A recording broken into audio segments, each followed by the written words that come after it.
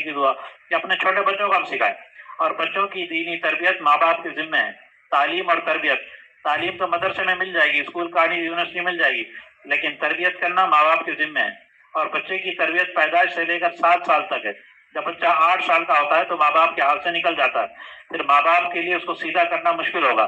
اگر درخت کی ٹہنی ٹیڑھی ہوگی تو ٹیڑھی بڑھتی رہے گی، لیکن اگر اس کو شروع میں سیدھا کر دیا جائے، زمین میں لکڑی گاڑ دی جائے، اس کو باندھ دیا جائے، تو تناور سیدھا درخت بنے گا، ورنہ ٹیڑھا درخت بنے گا، پھر بعد میں سیدھا کرنے سے ٹوٹ تو سکتا ہے، سیدھا نہیں ہو سکتا۔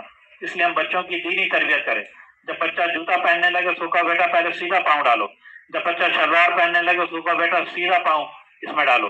جب قمیص پہننے لگے بیٹا، سیدھا بازو اس میں ڈالو، اور اتارتے ہوئے اس کو الٹا کرنا، پہلے الٹا نکالے پھر سیدھا نکالے۔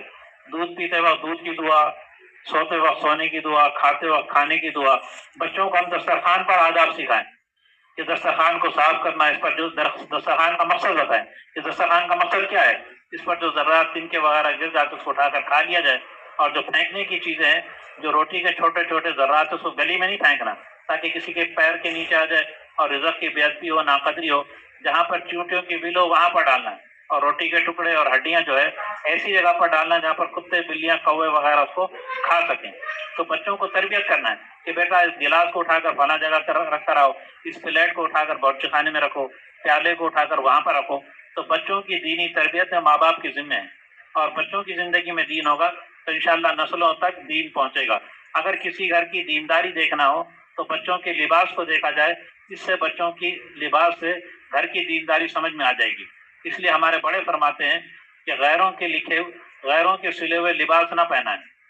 جو غیروں کے لباس ہوں گے وہ سستے بھی ملیں گے، اچھے بھی ملیں گے۔ اگر بچوں کی دینی تربیت کرنا ہے تو اسلامی لباس پہنانا ہوگا، جو مہنگے بھی ملیں گے، مشکل بھی ہوگا، یا تو خود سینا ہوگا یا درزی سے سلانا ہوگا، جو مہنگے ہوں گے، لیکن بچوں کی دینی تربیت ہوگی۔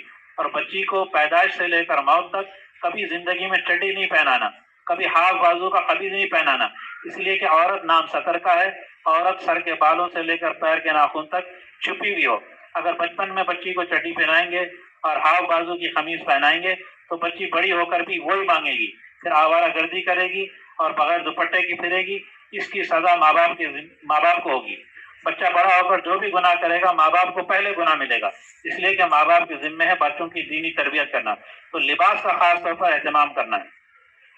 اور جب بچہ 7 سال کا ہو جائے تو باپ اپنے ساتھ اس کو مسجد میں لے جائے اور ایک کنارے پر کھڑا رہے، اور بچے کو دیوار کے ساتھ کھڑا کرے اور خود اس کے ساتھ نماز پڑھے۔ اگرچہ بچے کو نماز نہیں آتی، چند دن اوپر نیچے ہوگا، آہستہ آہستہ نماز کا عادی بن جائے گا۔ اور بچہ 10 سال کا ہو جائے